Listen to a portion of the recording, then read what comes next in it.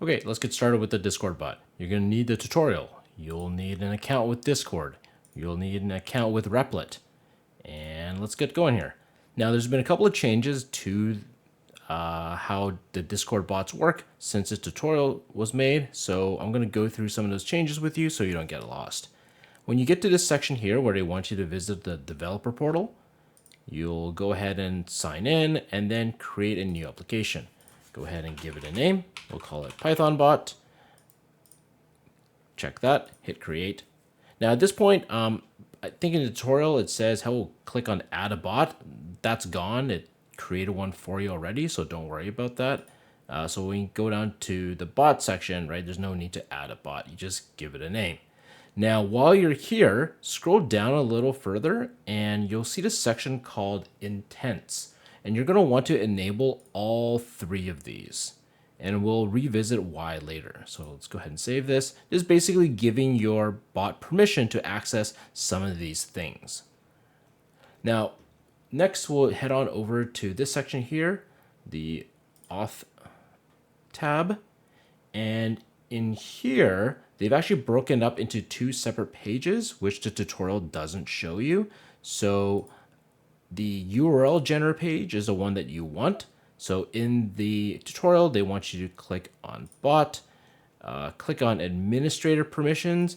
Now, usually you don't want to give a bot administrative privileges. You want to be specific with what you want to give them. But for this tutorial, to keep it simple, we just administer.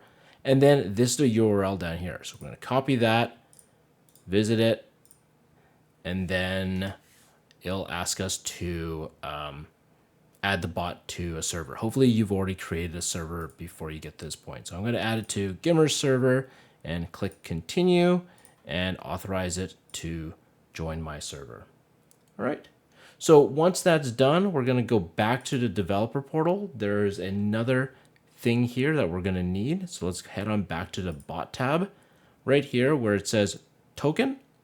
We're going to want to reset the token.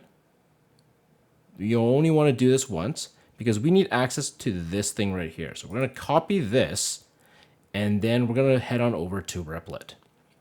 Now in Replit, we're going to create a new project. For the new project template, we just want a Python project. So you can just search Python, bam, there it is. Give your Python project a name. So Python bot, and then go ahead and create. Now, once it's created, there'll be a bit of code here that the tutorial wants you to use as kind of a starter for your bot. So right down here, okay. Now in here, that token that we just copied, they're going to store it in an environment file or an env file. We're not going to do that. Instead, once we have our project up and running, we're going to head on over here to secrets. Let's go ahead to secrets. We're going to call our secret token and go ahead and paste that long string that you saved earlier and hit save. Okay. At this point, it's now safe to head back to the tutorial. Go ahead and copy that starter code, plop it into here. And then this part right here where it says for the token, get it from the env file, we're not going to do that. Instead, we have this part right here. So our secrets tab is still open. It says to access it, use this command, os.environ token. So we'll just copy that and then replace this with that. Okay.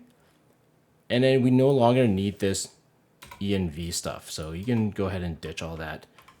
There you go.